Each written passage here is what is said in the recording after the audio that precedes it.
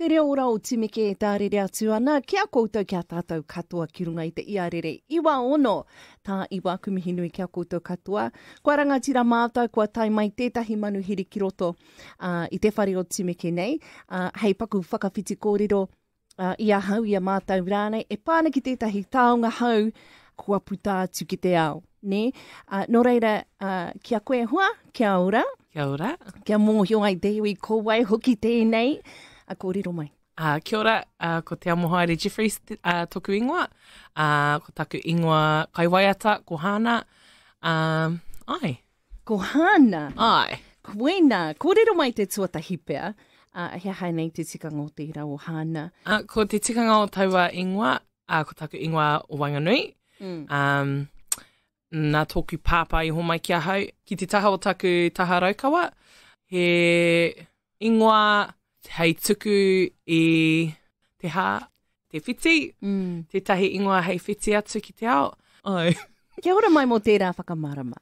So, e te amo haere, tērā pea, atu i tō ao hei kai waiata, kai tito waiata pea. He māma koe ina e nei. Ai. Tērā pea me paku kōrero mō tērā. He mihi pea ki tō pēpē, he hātu rānei. You've just become a mum. Ne? First time mama? First time mama. And how's that journey been for you? It's been very exciting, challenging as well. I am doing it on my own, but I have very good whānau support. They've been with me, throughout my music journey as well as my mama journey. So, tika te kōrero, mā te iwi hāpai, te whakatipuranga o te tamaiti. Koina. Ai, so noki te Waimarie. Koina. Ai. Tika te kōrero. Nā kua no aku tama i whakatipu. Ai. Ai, and they'll bring you to your knees. Ai, cousin. They'll bring you to your knees and teach you how to rise up, for real.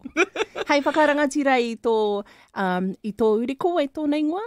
Ko te wera kauanga tana ingoa, he ingoa wāhi ki o Pōtiki. I ki taku mōhio he tuatahi mo tēnei ingoa ki te putatu. So, ai, Kia ora. hari koa ana. Kia ora, kia kōrua, kia koutou rānei. All right, so, ko tēnei rā te rangi tuatahi i pakurongo atu au ki tō waiata. Koe nei te kaupapa kua tai mai koe i tēnei rā. Ai. Ko tō waiata tuatahi tēnei? Ai, taku waiata tuatahi. Kua tito koe i wētahi atu waiata i ngā wā omua? Ai, mō etahi pepa ki te whare wānanga o Waikato, i roto i ngā mahi mō te BA, i roto i te tikanga Māori. Nā taku kaiako te kāhautu Maxwell i whakaako mai kia hau, me tāna whakātu mai me pēhea te tito waiata. Ko taku hiahia ki te whai i te mātauranga waiata, ki te whare wānanga, engari me ko taku kore hiahia ako i te taha Pākehā aroha mai. Me ki, engari te mahi noa i ngā mahi Māori, ngā waiata Māori. Ai. Ka mihi. Ki taku mōhio, tērā pia kai te heki aku whakaropa, ki taku mōhio, nā te kahautu, te waiata ruaumoko i tito, nā meizi tērā, rawatahi ko Anika Moa. Ai, mō anau ki taua waiata. Koe rā ko te waiata tuatahia Anika i puta atu ki roto i te reo Māori. Oh, wow. But ki anei, ko waiwana kōrero ki roto i taua waiata, te hohonutanga o ngā whakaro, tau ana. Ta ka mihi atu ki te pāpara. Well, let's talk about your waiata. Ko tāngia te ingoa. Ai. Kōrero mai mō te ira. So, i puta tēnei waiata i te wā o te mate urita, i muri iho aroha mai. Me ki, i hono a hau ki tētahi waku tinoha, ko tūrei kire tana ingoa no kahungunu. Nā māua i tito i tēnei waiata, ngātahi. Ko te kaupapa, e pāna ki te taha tuakiritanga o te tangata. I taua wātonu, te ahua rangirua ngā whakaro, o te iwi, o te ao, ngā piki me ngā heke e pāna ki te noho ki te kāinga. He whakamohiotanga noiho kia rātou, kia maumahara nohia, ko ai koe, kei o pokuhiwi o tipuna, e ārahi ana i a koe i o haerenga katoa. ngā piki me ngā heke. Ai. Ki a koe, he aha te hua nui ka puta i te ao tito tangi waiata rānei. He aha te take koe ka whai ana i tēnei huarahi? Ko ngā mahi waiata ki au, ka puta mai tētahi āhua i roto i ahau e tino ngā kaunui ana ki te taha waiata, me ki taku happy place. Koina. Mai kore ngā waiata, pia ka hua rangirua ahau. So he momo ara, he momo huarahi māku ki te tuku i aku kāre aroto, aku āhuatanga, hei toha. Kia taia te whakawhanaungatanga ki etahi atu pia, e noho ana i runga i te taumata o rite. Ai. Kia ora mō tēnā. Ka hoki anō ki ngā huatanga o te tau 2002 te kau. Ne, maha ngā huatanga ki te ao, ka hararu haere, ngā mea katoa. Te mate krauna nei. I a mātau i mahi ana i tau o wātonu, mai te maihe, te timatanga o te lockdown, around that time. I a mātau i mahi tonu ki konei, ko tāku i kite ai, he nui te aro tonu atu ki te ao puoro ki roto i a Aotearoa. You know, aro tonu atu mātau katoa, ki wera e noho ana ki te kāinga, e mahi nei, e hanga nei i ngā waiata, ngā kōrero rānei, hei whakaputa ki ngā kāre aroto ki te ao whānui tonu. I te mea, koira anake te mahi a mātau i taua wā. Pērā tonu i a koe? Ai. He wā tito waiata māhau, he wā noho whānau. I a koe noho ki te kāinga? Ai. Well, nā taku taokite me taku tuakana tungane, kare te mohi o ko te hea. Engari, nā rāua ahau i poipoi i akiaki ki te mahi i tēnei huarahi. Ka ahua whakamāhau, engari nā rāua no i ke anei o pukenga, patua te whakamā, mahi a te mahi. Koina. No reira, nā rāua ahau i whakai, ka whai tēnei huarahi, en kei konei ahau i noa nei. Ka mihi kia koutou rā.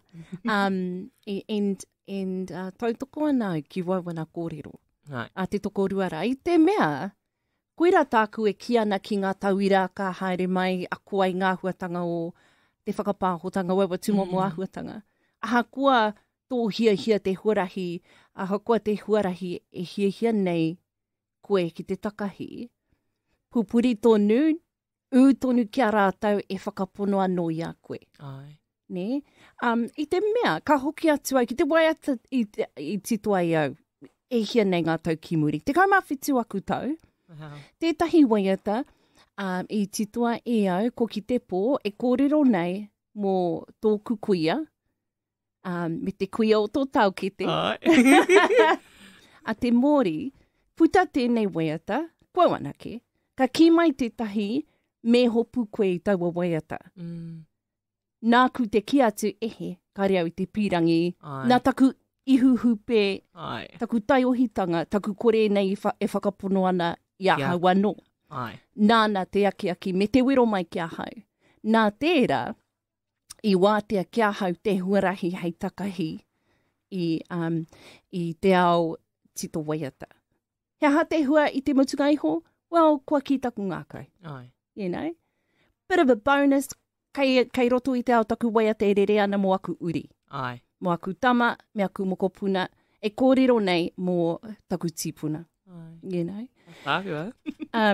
So, ka mihi ki tō kāhui tautoko, ki tō tungane, ki tō taukite, ki tō pipi, ki tō whānui, tō village, ni mā rātai koe e aki kia haere tonu ki runga i tēnei huarahi. I te mea, te ātāhua hoki o tō waiata. Kei te mohi o koe. Actual. Kei te whakapono rānei. Ātāhua te waiata. Me atu ai ki a koe. E whā hākona noi ho, you know? I rongo ai ki ngā hākona e whā, ana kua tau.